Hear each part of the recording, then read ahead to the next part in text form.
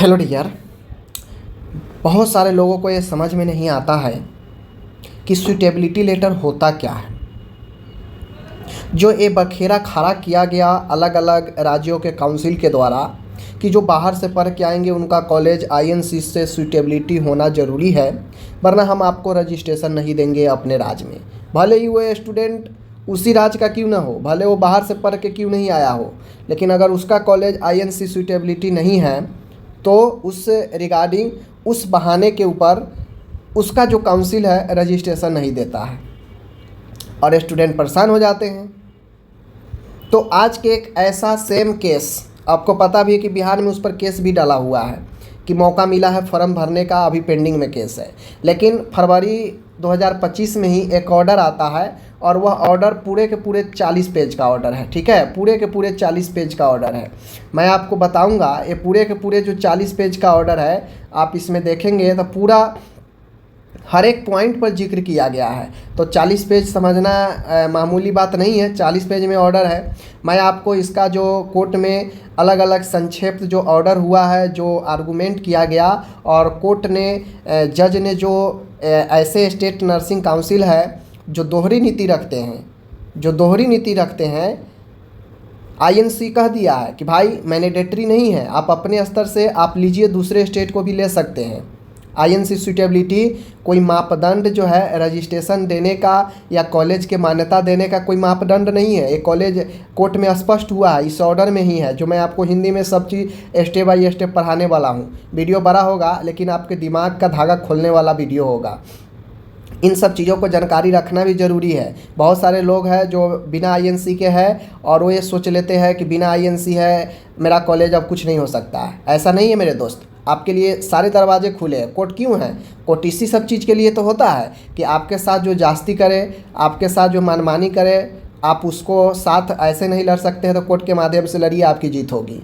आज मैं आपको बताऊंगा कि कोर्ट ने कैसे स्टेट नर्सिंग काउंसिल का धागा खोल दिया, कैसे जो है उनके हर एक सवालों का जो है गलत ठहरा दिया कि भाई आप गलत करते हो, ऐसा नहीं होगा।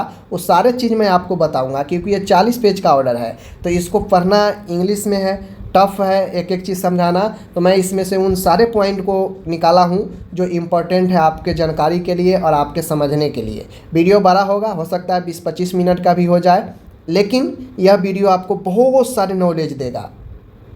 अगर आप इन फ्यूचर भी पढ़ते हैं, अभी भी पढ़ते हैं, तो यह केस, यह ऑर्डर आपके दिमाग को खोल देगा कि आपके साथ गलत कौन करता है। आपका स्टेट नर्सिंग काउंसिल गलत कर रहा है, आप कहीं से पढ़ के आए हैं लेकिन आप अपने स्टेट में ट्रांसफ़र करा रहे हैं, तो इस शर्त पर वो स्टेट नहीं लेता है कि आपका आईएनसी नहीं है आपके पास।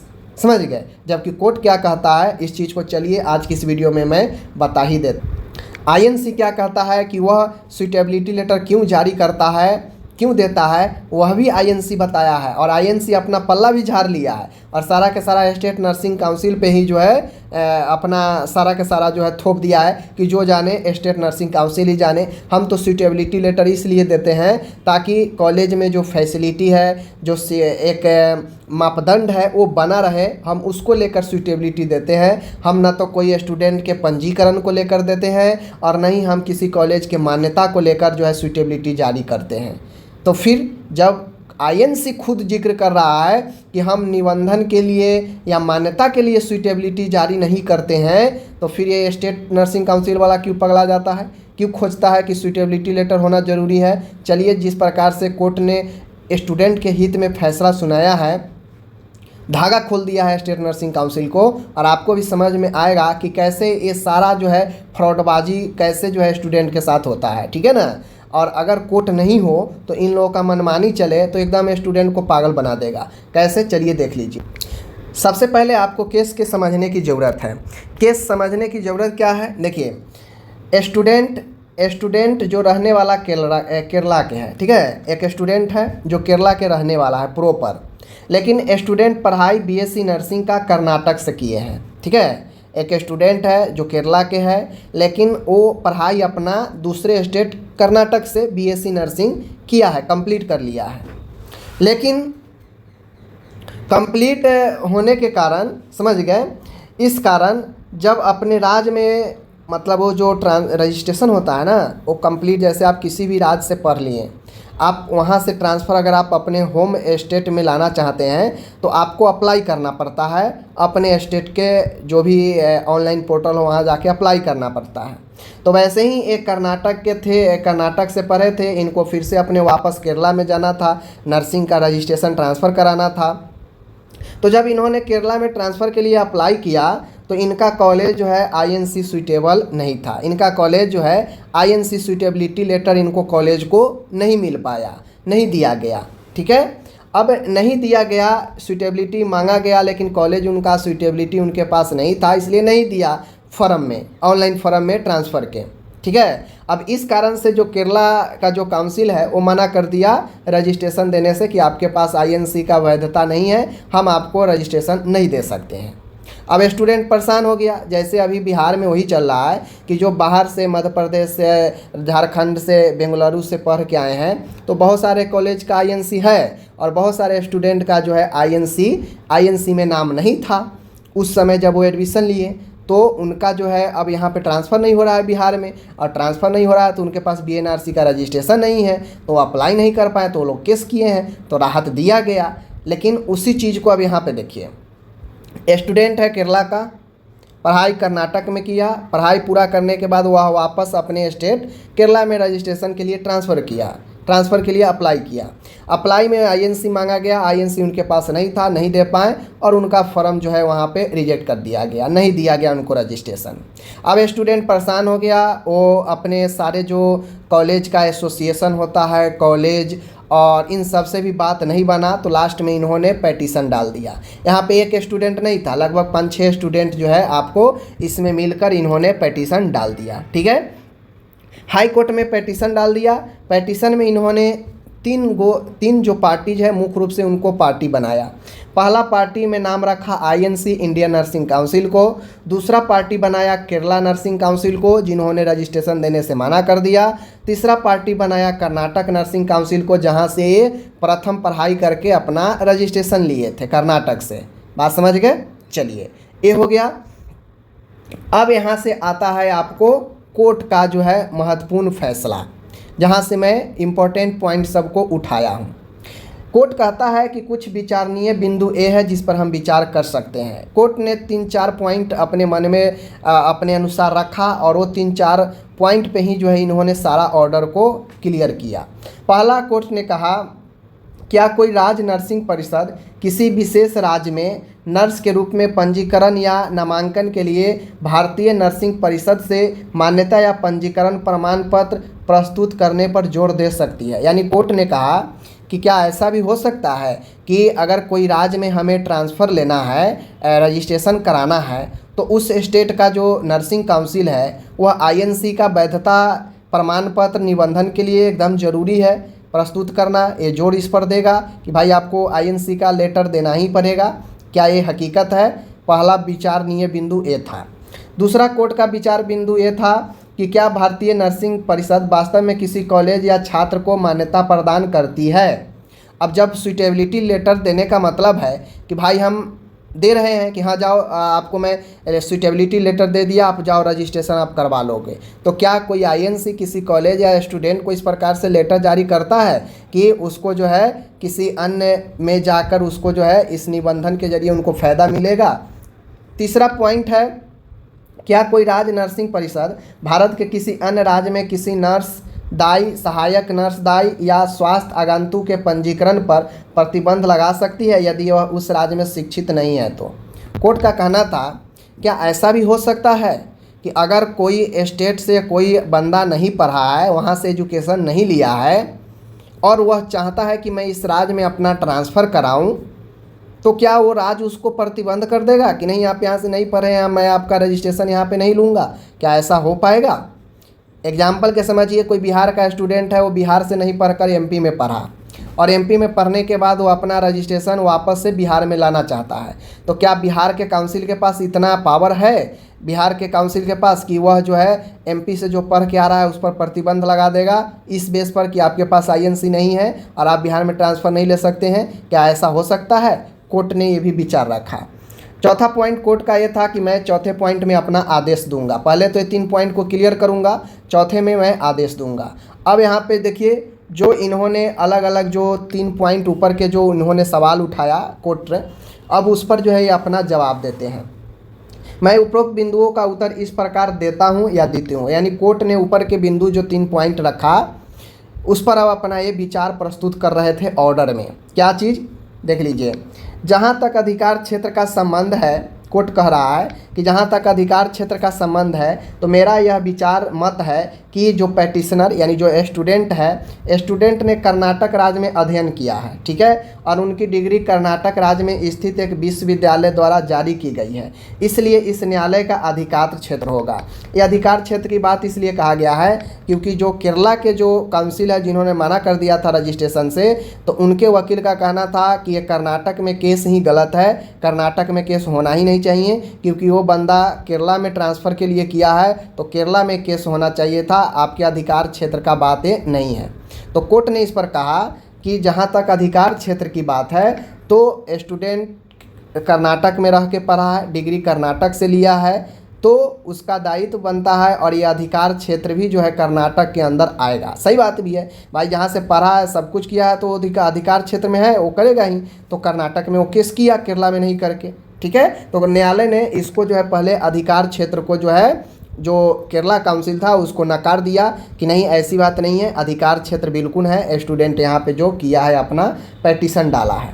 अब उसके बाद आता है अलग अलग पॉइंट, जो 3 पॉइंट है उस पर कोर्ट का जवाब। कोर्ट क्या कहता है देखिए, बिंदु 1, क्या कोई राज्य नर्सिंग परिषद यानी कोई स्टेट काउंसिल, नर्सिंग काउंसिल किसी विशेष यानी अन्य राज्य में नर्स के रूप में पंजीकरण या नामांकन के उद्देश्य से भारतीय नर्सिंग परिषद से मान्यता या पंजीकरण प्रमाण पत्र प्रस्तुत करने पर जोर दे सकती है? यही सुइटेबिलिटी वाला जैसे मांगता है ना कि आप दूसरे स्टेट से पढ़ के आए हैं तो सुइटेबिलिटी लेटर दीजिए, तो वही कोर्ट का कहना है कि क्या अगर कोई दूसरे राज्य से पढ़ के आए, दूसरे में अगर रजिस्ट्रेशन ट्रांसफ़र ले, तो क्या कोई स्टेट है जो ये जोड़ देगा कि आपको सुइटेबिलिटी लेटर देना ही पड़ेगा? क्या ऐसा कोई नर्सिंग परिषद भारतीय आईएनसी के द्वारा कोई ऐसा मान्यता या पंजीकरण का प्रमाण पत्र दिया जाता है ताकि उस स्टेट को सर्टिफाइड कर सके कि हाँ ये स्टूडेंट जो है आईएनसी से एफिलिएटेड है या रजिस्टर्ड है? तो इस पर क्या जवाब आता है देख लीजिए।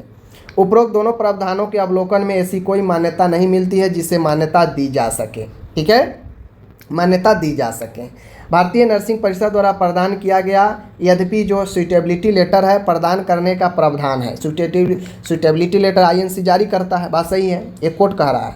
भारतीय नर्सिंग परिषद के अंतर्गत नर्सिंग शिक्षा के क्षेत्र में कार्यरत किसी कॉलेज के लिए अपनी गतिविधियों के संचालन हेतु भारतीय नर्सिंग परिषद से पंजीकरण प्राप्त करना अनिवार्य नहीं है। यहाँ पे कोर्ट ने स्पष्ट कर दिया है कि किसी भी राज्य में कोई भी कॉलेज अगर है तो ये जरूरी नहीं है कि वो आईएनसी से वैध होगा, आईएनसी से ही एफिलेटेड होगा तो वो जो है सही है। अगर वो स्टेट से भी एफिलेटेड है तो वो बिल्कुल सही है, और उसके लिए आईएनसी कोई जो है पंजीकरण न देता है और न प्राप्त करना कॉलेज के लिए मैंडेटरी है। समझ गए, यहाँ पे क्लियर कोट कह दिया।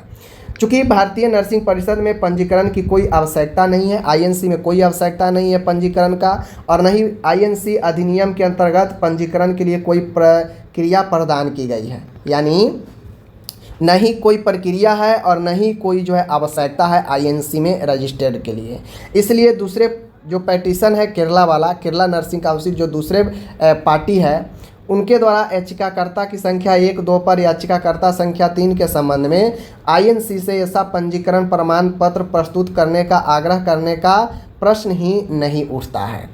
अब यहाँ पे स्पष्ट जवाब मिल गया कि जब ऐसा कुछ है ही नहीं, प्रश्न उठता ही नहीं है कि आईएनसी कोई रजिस्ट्रेशन जारी करता है स्टूडेंट या कॉलेज के लिए जो वैधता को दिखाए, तो फिर प्रश्न ही नहीं उठता है कि भाई आप केरला वाले, केरला में ट्रांसफ़र चाहता है स्टूडेंट, तो आप केरला काउंसिल जो है आप उनसे जो है कोई ऐसा प्रमाण पत्र प्रस्तुत करने का आग्रह करेंगे स्टूडेंट से, जिसे सुइटेबिलिटी लेटर कहते हैं।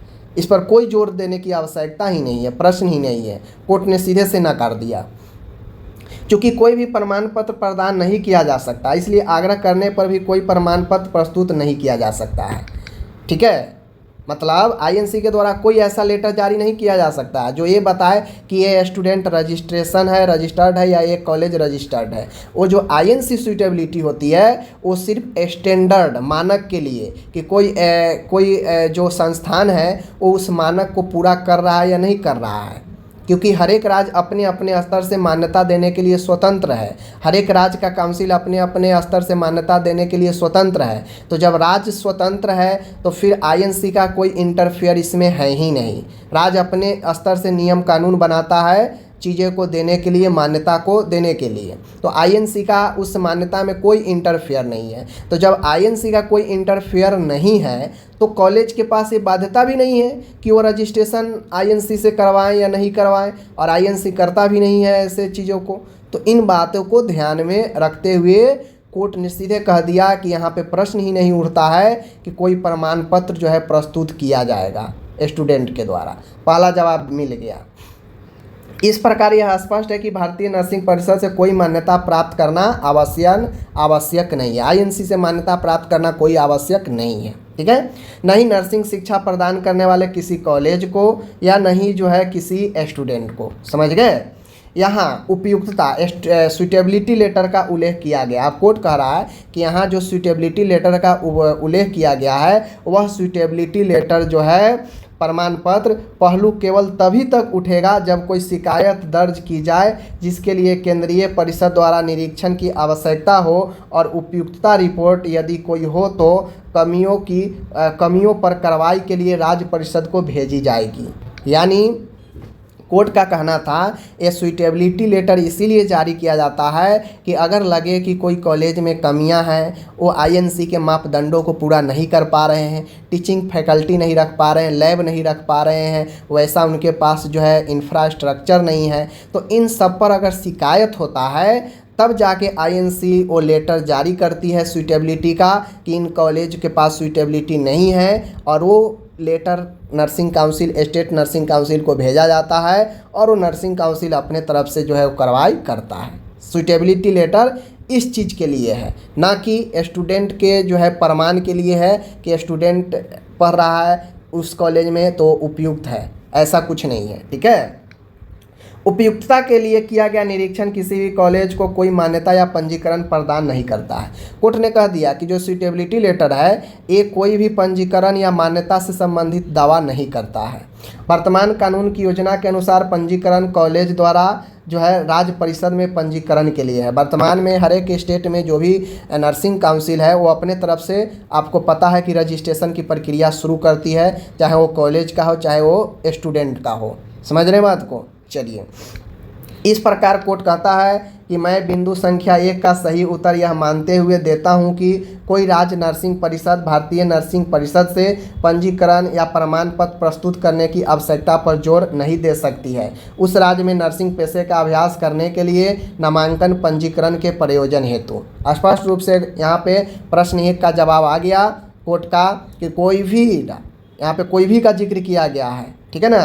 प्रश्न उत्तर 1 मानते हुए देता है कि कोई राज्य नर्सिंग, कोई राज्य यानी कोई भी राज्य नर्सिंग काउंसिल भारतीय आईएनसी से पंजीकरण या मान्यता प्राप्त प्रमाण पत्र प्रस्तुत करने की आवश्यकता पर जोर नहीं दे सकता है, यानी सूटेबिलिटी पर जोर नहीं दे सकते हैं कि सूटेबिलिटी लाइएगा। सबसे पहले तो कोर्ट नकार दिया कि भाई सूटेबिलिटी ये प्रमाण है ही नहीं कि स्टूडेंट को इसके देखकर उसको रजिस्ट्रेशन दूसरे स्टेट में जो है ट्रांसफ़र किया जाएगा। सूटेबिलिटी अलग लेटर है, कोर्ट इसको मान गया कि ये अलग लेटर है, इसका रजिस्ट्रेशन से और इसको प्रमाण से कोई मतलब नहीं है, वो अलग चीज़ें हैं। जब शिकायत होगी तब जाके सूटेबिलिटी लेटर का काम आएगा, लेकिन जब रजिस्ट्रेशन की बात होगी, ट्रांसफ़र की बात होगी तो वहाँ पे कोई लेटर का मतलब नहीं है, ठीक है। चलिए अब आगे यहाँ पे पॉइंट नंबर आगे आता है बिंदु नंबर 2। क्या भारतीय नर्सिंग परिषद वास्तव में किसी कॉलेज या छात्र को कोई मान्यता प्रदान करती है? तो यहाँ पे कहा गया, देख लीजिए, यदि बिंदु संख्या 1 से संबंधित यह मानते हुए कि भारतीय आईएनसी किसी कॉलेज के लिए कोई मान्यता या पंजीकरण प्रदान नहीं करती है, इसका तात्पर्य यह होगा कि भारतीय नर्सिंग परिषद द्वारा किसी छात्र के लिए भी ऐसा कोई पंजीकरण या मान्यता नहीं है। कोर्ट ने कहा कि जब आईएनसी खुद मान चुका है कि वह किसी कॉलेज के लिए कोई पंजीकरण प्रदान नहीं करता है मान्यता के लिए, तो फिर स्पष्ट है कि वह किसी स्टूडेंट को भी ऐसा कुछ जो है पंजीकरण या मान्यता के लिए कोई जो है चीज़ें जारी नहीं कर सकता है या नहीं करता है। आईएनसी केवल उन योग्यताओं को निर्धारित करती है जिन्हें वह मान्यता देती है। इन योग्यताओं को भारतीय नर्सिंग परिषद द्वारा जोड़ा या हटाया जा सकता है और राज्य परिषद नर्सिंग परिषद की उक्त आवश्यकताओं का पालन करने के लिए बाध्य होगी। कहने का मतलब है, कोर्ट ने कहा कि आईएनसी योग्यता सेट करता है, स्टैंडर्ड सेट करता है कि जीएनएम के लिए क्या योग्यता होना चाहिए, एएनएम के लिए क्या योग्यता होना चाहिए, बीएससी नर्सिंग के लिए क्या योग्यता होना चाहिए। सिलेबस तय करता है कि ये सिलेबस है, ये पढ़ाई है और इसको फॉलो करके हर एक स्टेट जो है अपना पढ़ाई करवाएंगे, हर एक एग्ज़ाम लेंगे, ये सिलेबस होगा, एग्ज़ाम पैटर्न होगा, इतना स्टैंडर्ड में नर्सिंग कॉलेज होगा, ठीक है ना। इन सब चीज़ों को मानक तैयार करता है, योग्यता तैयार करता है, ना कि वो किसी कॉलेज या स्टूडेंट को जो है प्रमाण पत्र देता है और नहीं जो है उसका रजिस्ट्रेशन देता है। बात समझ रहे हैं चीज़ को। चलिए, तो इन सब चीज़ों को जो है दिया गया है। आगे है इसी पॉइंट में, योग्यताओं का निर्धारण किसी भी तरह से आईएनसी द्वारा पंजीकरण या मान्यता के बराबर नहीं है। अब जो योग्यता का निर्धारण आईएनसी करता है कि भाई एएनएम के लिए ये योग्यता है, जीएनएम के लिए ये है, बीएससी के लिए ये है, या कॉलेज को इतना होना चाहिए, लैब इतना होना चाहिए, फैकल्टी, ये सब आईएनसी का काम है, ठीक है। सिलेबस ये सब आईएनसी का काम है। तो वो चीज़ें योग्यता तय करना और आईएनसी द्वारा पंजीकरण या मान्यता, ये चीज़ें दोनों अलग अलग हैं, दोनों एक नहीं है, ठीक है। कोर्ट ने कहा कि ये दोनों अलग अलग हैं। ऐसी योग्यताएं केवल संबंधित राज्यों और कॉलेजों को भारतीय नर्सिंग परिषद द्वारा निर्धारित योग्यता के अनुसार शिक्षा पाठ्यक्रम शुरू करने में सक्षम बनाती है। कोर्ट ने कहा कि ये जो योग्यता सेट किया जाता है आईएनसी के द्वारा, ये किसी भी राज्य, किसी भी कॉलेज को एक सेट करता है, मानक बनाता है कि उस अनुरूप वो अपना राज्य में नर्सिंग शिक्षा को बहाल करे, पढ़ाई करवाएं और कॉलेज भी उस प्रकार काम करें, ठीक है। आगे में पॉइंट है, इस प्रकार मेरा यह सुविचारित मत है कि भारतीय नर्सिंग परिषद कॉलेज या छात्र दोनों को कोई मान्यता या पंजीकरण प्रदान नहीं करती है। कोर्ट ने कहा कि इस प्रकार मैं ये मानता हूँ कि जो आईएनसी है वह किसी भी कॉलेज या छात्र को कोई मान्यता या पंजीकरण प्रदान नहीं करती है। तो जब भाई पंजीकरण या मान्यता नहीं प्रदान करता है तो मतलब योग्यता के तहत आप किसी से उसके सुइटेबिलिटी लेटर नहीं मांग सकते हैं उसके पंजीकरण के लिए। जब आईएनसी खुद इस चीज़ को नहीं जारी करता है तो दूसरा स्टेट क्यों आईएनसी से मांगेगा। आईएनसी का तो काम है भाई रेगुलेट करना, कोर्स को रेगुलेट करना, चलाना, कंट्रोल रखना कि कोई सिलेबस में गड़बड़ी ना हो, ठीक है। चलिए तीसरा पॉइंट, और तीसरा पॉइंट सबसे महत्वपूर्ण पॉइंट है। बिंदु संख्या 3 का उत्तर, क्या कोई राज्य नर्सिंग परिषद यानी स्टेट नर्सिंग काउंसिल भारत के किसी अन्य राज्य में कोई भी नर्स यानी कोई भी स्टेट नर्सिंग काउंसिल किसी दूसरे राज्य में कोई नर्स है, कोई सहायक नर्स है, कोई स्वास्थ्य आगंतुक है, उनके पंजीकरण को प्रतिबंध कर सकती है यदि वह उस राज्य में शिक्षित नहीं है तो।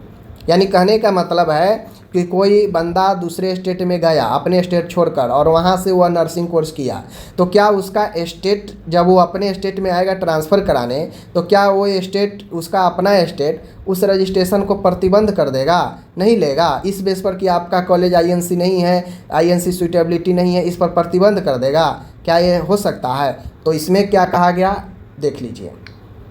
यहाँ पे कहा गया, मैं बता, चलिए ये बहुत सारे पॉइंट है लेकिन इस पॉइंट को 9वें पॉइंट से हम लोग समझते हैं। इस प्रकार आईएनसी द्वारा प्रस्तुत उपयुक्तता आईएनसी संबंधी रिपोर्ट उपयुक्तता का प्रमाण पत्र नहीं है। कोर्ट ने स्पष्ट कर दिया कि आईएनसी जो सुइटेबिलिटी लेटर जारी करती है वह कोई आपके एक प्रमाण पत्र नहीं है, बल्कि वह कॉलेज का एक बुनियादी ढांचे और उसके पहलुओं का एक रिपोर्ट होता है। जो सुइटेबिलिटी लेटर है जिसमें फाउंड सुइटेबल लिखा जाता है वह स्टूडेंट के काम का चीज़ नहीं है, समझ लीजिए। लेकिन फिर भी ये ज़बरदस्ती काउंसिल, स्टेट नर्सिंग काउंसिल वाला सब क्या करता है, एक क्लू जोड़ देता है कि आईएनसी सुइटेबिलिटी लेटर देना ज़रूरी है।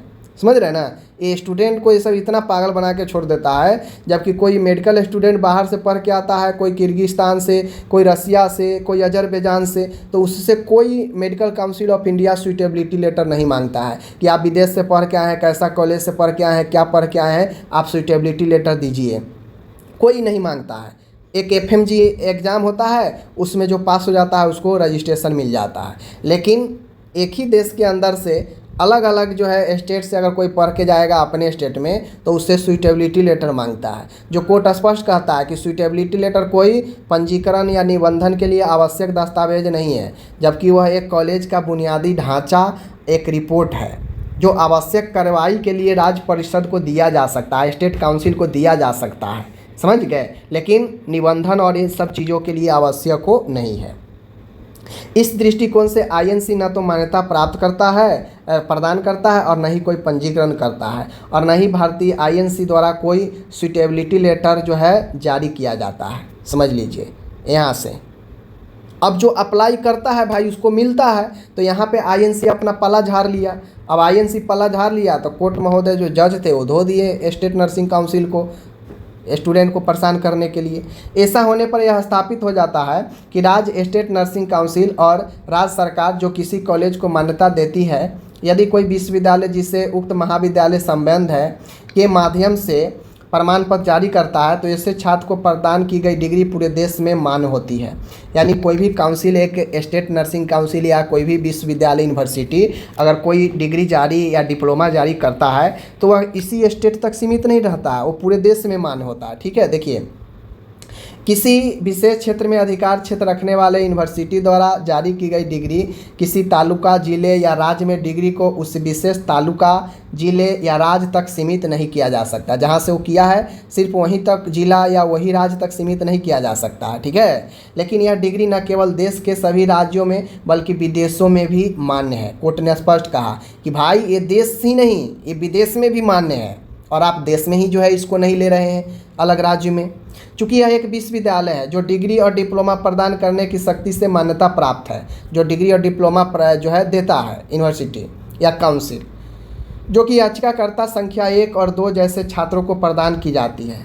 जैसे स्टूडेंट को प्रदान किया गया है डिग्री हो या डिप्लोमा, वो किसी न किसी अथॉरिटी से, काउंसिल से, यूनिवर्सिटी से ही आया है।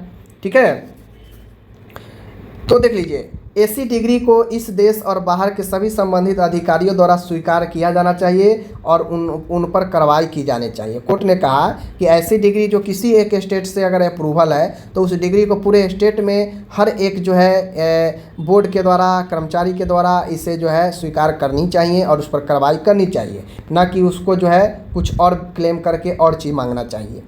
इस प्रकार पूर्व में की गई टिप्पणी पर प्रतिकूल प्रभाव डाले बिना कि ऐसी डिग्री विदेश में भी मान्यता प्राप्त होगी, क्योंकि यह डिग्री पूरे देश में मान्यता प्राप्त है। देश के किसी भी नागरिक को उस व्यवसाय या पेशे में अभ्यास करने के संदर्भ में प्रतिबंधित नहीं किया जा सकता। कोर्ट ने कहा अगर कोई एक राज्य से पढ़ा है तो आप उसको दूसरे राज्य में प्रतिबंधित नहीं कर सकते उसके प्रैक्टिस से या उसके जो भी चीज़ें हैं, नौकरी से, कुछ भी से।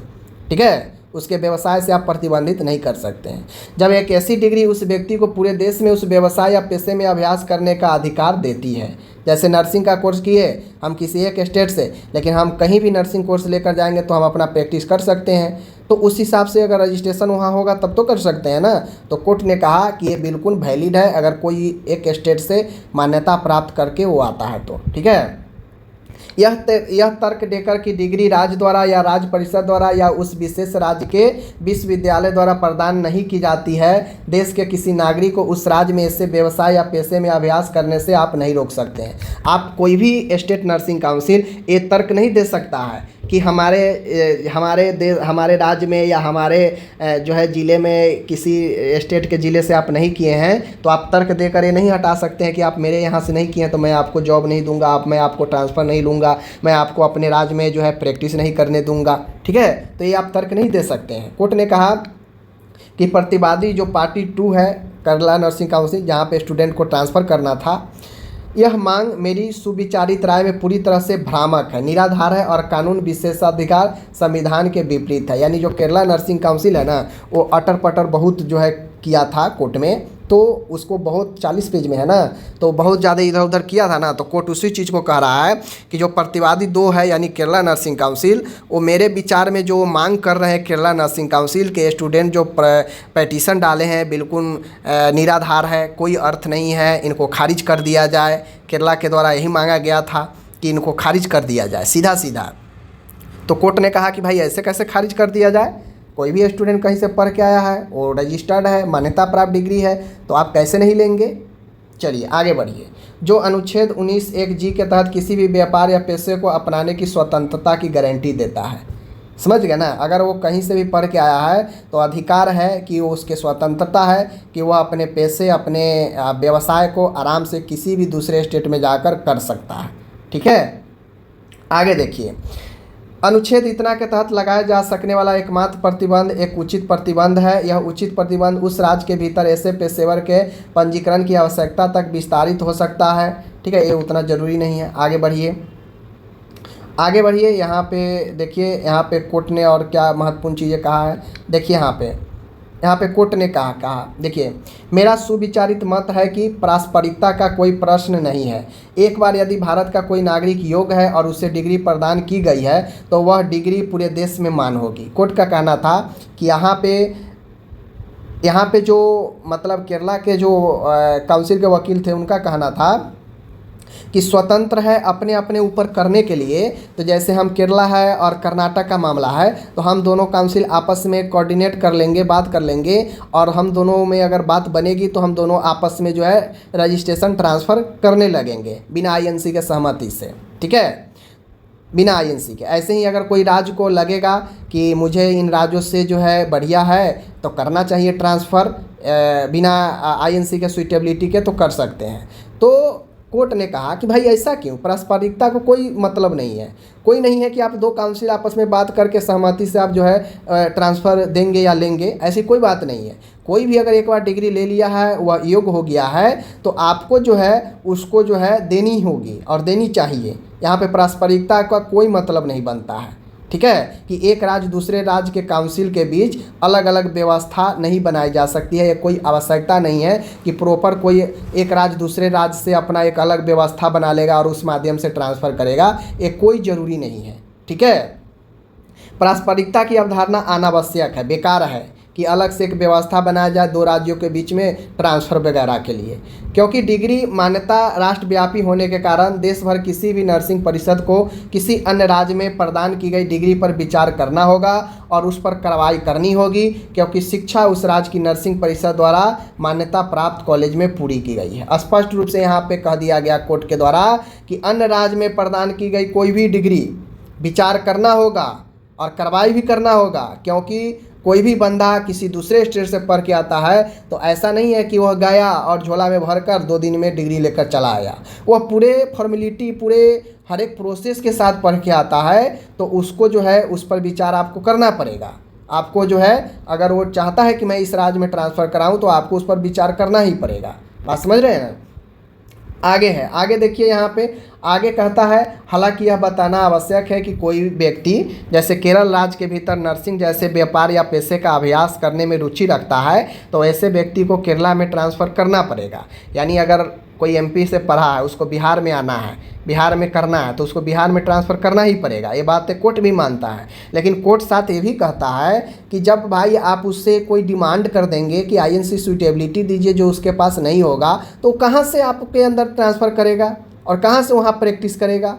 तो आप इन चीज़ों को हटा दीजिए कि हमको सुइटेबिलिटी दीजिए। आप इन चीज़ों को देखिए कि उसका डिग्री सही है या नहीं सही है, उसका सारा चीज़ सही है या नहीं सही है। अगर सही है तो आप बिना किसी शर्त को उसका ट्रांसफ़र दीजिए और वो अपने जो उसका अधिकार है 19 का जिक्र भी किया गया है, उसके तहत वो अपना व्यवसाय या वो अपना पेशा देश के किसी भी अन्य राज्य में जाकर कर सकता है, उसके तहत आप उसको ट्रांसफ़र दीजिए, सीधा कहा गया। ठीक है, आगे बढ़िए। आगे है, इस प्रकार वर्तमान मामले में याचिकाकर्ता 1-2 बीएससी नर्सिंग में अपनी शिक्षा सफलतापूर्वक कर ली है। उन्हें बीएससी नर्सिंग जैसी डिग्री प्रदान की गई है। उन्हें द्वारा प्रतिवादी संख्या 2 यानी केरला नर्सिंग काउंसिल प्रस्तुत आवेदन पर केरला नर्सिंग काउंसिल द्वारा विचार किया जाना चाहिए तथा उनके पंजीकरण पर अनुकूल कार्रवाई की जानी चाहिए। कोर्ट के द्वारा स्पष्ट कहा गया कि ये आलतू फालतू की बातें से कोई मतलब नहीं है। आईएनसी सुइटेबिलिटी हो या नहीं हो, वो सब अलग की मैटर है। आपको चाहता है स्टूडेंट कि मैं उस राज्य में जाकर करूं, आपको उस पर विचार करना है, क्योंकि वह डिग्री अच्छे से सफलतापूर्वक वह दूसरे राज्य से कर लिया है, उसके पास सारा डॉक्यूमेंट है। आप उस पर विचार कीजिए और करना चाहिए। कोर्ट के सीधा सीधा मानना था। आगे है, इस प्रकार मैं बिंदु संख्या 3 का यह उत्तर मानते हुए देता हूं कि कोई राज्य या राज्य नर्सिंग काउंसिल इस आधार पर बीएससी नर्सिंग में स्नातक के पंजीकरण से इनकार नहीं कर सकता है कि उक्त छात्र ने राज्य के किसी कॉलेज से जो है स्नातक नहीं किया है। समझ गए? तो यहाँ पे सीधा सीधा कोर्ट का कहना था कि कोई भी राज्य जहाँ पे वो ट्रांसफ़र चाहता है तो वह राज्य ये नहीं कहेगा कि आप यहाँ से नहीं किए मैं आपको नहीं दूंगा। ये चीज़ें भूल जाइए, आपको देना होगा और विचार करना होगा उस पर, अगर वो चाहता है कि मैं इस स्टेट में अपना ट्रांसफ़र करवाऊँ तो। अब आता है बिंदु 4 जो कि ऑर्डर है। ठीक है, बिंदु 1, 2, 3 जो कोर्ट के द्वारा रखा गया उस पर जवाब अपना विचार दिया गया। अब उस विचार को ऑर्डर में यहाँ पे पारित किया गया और ऑर्डर में आदेश में क्या कहा गया देख लीजिए। पहला है रीट याचिका को स्वीकार की जाती है। पहला तो कोर्ट के सामने ये था, जो केरल काउंसिल है उसके द्वारा कहा गया कि इस रीट याचिका को ही खारिज कर दीजिए, सुनने योग्य नहीं है। ठीक है ना? तो कोर्ट ने कहा कि नहीं, पहला ऑर्डर तो ये है कि भाई रीट याचिका को मैं स्वीकार करता हूँ और ये सुनने वाला है और इस पर सुनवाई होगी और ऑर्डर भी दूंगा। दूसरा है प्रतिवादी संख्या 2 जो केरला है, केरला नर्सिंग काउंसिल, जहाँ पे स्टूडेंट चाहता था अपना ट्रांसफ़र कराने के लिए लेकिन केरला वाला नहीं ले रहा था, आईएनसी मांग रहा था। याचिका पेटिशनर 1, 2 तथा नर्सिंग में डिग्री प्राप्त किसी अन्य स्नातक पंजीकृत करने का निर्देश दिया जाता है ताकि वे केरला राज्य में नर्सिंग का व्यवसाय कर सके। पहला ऑर्डर दे दिया, ठीक है, कि जो पेटिशनर है जो डिग्री प्राप्त कर लिया है, यहाँ पे बीएससी नर्सिंग का स्टूडेंट था इसलिए बीएससी का जिक्र है, अगर जीएनएम होता तो जीएनएम का जिक्र होता। ठीक है ना? तो यहाँ पे कहा गया कि चूँकि वो कर्नाटक से अपना पढ़ाई कर लिया है तो ताकि वे केरल राज्य में, अब केरला को अपना जो है इसका प्रोसेस शुरू करना है और उसको पंजीकरण देने का निर्देश दिया गया। ठीक है, आईएनसी का मतलब ही ख़त्म कर दिया गया यहाँ पे। ठीक है ना? यह घोषित किया जाता है कि केरला नर्सिंग काउंसिल जो है कॉलेज के संबंध में जो आईएनसी से किसी भी मान्यता, चाहे वो उपयुक्त ही क्यों ना हो, सुटेबिलिटी लेटर ही क्यों ना हो, अन्यथा प्रदान करने पर कोई जोर नहीं दे सकते हैं। यानी अब वो स्टूडेंट से या कॉलेज से कोई ये ज़बरदस्ती नहीं कर सकते हैं कि आपको सुटेबिलिटी लेटर देना ही होगा तो ही मैं ट्रांसफ़र लूँगा वरना नहीं लूँगा, कोई जोर नहीं देना है। ठीक है? न ही केरल राज्य में पंजीकरण के लिए आवेदन करने से पहले नर्सिंग स्नातक के लिए किसी अन्य राज्य परिषद के अंतर्गत पंजीकृत होने की कोई आवश्यकता है। कोर्ट तो यहाँ तक कह दिया कि कोई अगर नर्सिंग का पढ़ाई ख़त्म कर लिया और वो डायरेक्ट चाहता है कि मैं अपना रजिस्ट्रेशन डायरेक्ट अपने स्टेट में करवा लूँ तो ये ज़रूरी नहीं है कि वह पहले किसी दूसरे जहाँ पढ़ा वहाँ पे पहले स्टेट में रजिस्ट्रेशन होना होगा, देन उसको ट्रांसफ़र होगा। ये बिल्कुल कोर्ट ख़त्म कर दिया। कोर्ट सीधा कह दिया कि वो स्नातक डिग्री कर लिया, उसको डिग्री मिल गया, अब वो चाहता है डायरेक्ट मैं अपना रजिस्ट्रेशन अपने स्टेट में कराऊं तो वहाँ भी करना होगा, वहाँ भी आप कोई ये नहीं कहेंगे कि पहले वहाँ करवाइए। समझ रहे हैं? आगे कहा गया, क्या कहा गया? प्रतिवादी संख्या 1 को निर्देश दिया जाता है कि वह इस आदेश की एक प्रति सभी राज्य नर्सिंग परिषद को आवश्यक कार्रवाई के लिए भेजें। देखिए यहाँ पे स्पष्ट रूप से कहा गया, अगर कोई, समझ लीजिए कर्नाटक हाई कोर्ट का मामला है, अब कर्नाटक हाई कोर्ट का मामला है तो कोर्ट ने कह दिया कि यह एक आदेश के प्रति सभी राज्य, समझ लीजिए सभी राज्य नर्सिंग काउंसिल को आवश्यक कार्रवाई के लिए भेजें।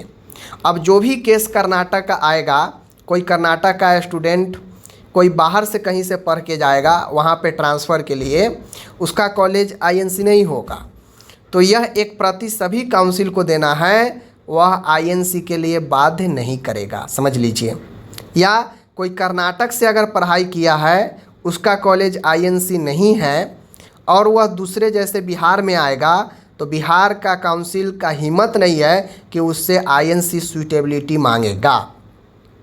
आईएनसी, क्योंकि ऑर्डर में स्पष्ट कहा गया है कि एक एक प्रति हर एक नर्सिंग काउंसिल को जाना चाहिए ताकि जो कर्नाटक से पढ़ के दूसरे अन्य राज्य में जाएं तो उनके साथ ये समस्या न हो। उनके पास अगर आईएनसी का कोई लेटर नहीं है तो डायरेक्ट उनका जो है रजिस्ट्रेशन उस काउंसिल में हो जाना चाहिए। इसलिए अब जो लोग, कुछ ऐसे लोग हैं जो आकर बड़े बड़े बातें करते हैं, ये है, डिंग है, डंग है, तो उनके लिए मैं यही कहूँगा शांत दिमाग करके 40 पेज का है ऑर्डर, बढ़िया से पढ़ लीजिए, समझ में आ जाएगा। ठीक है, धन्यवाद।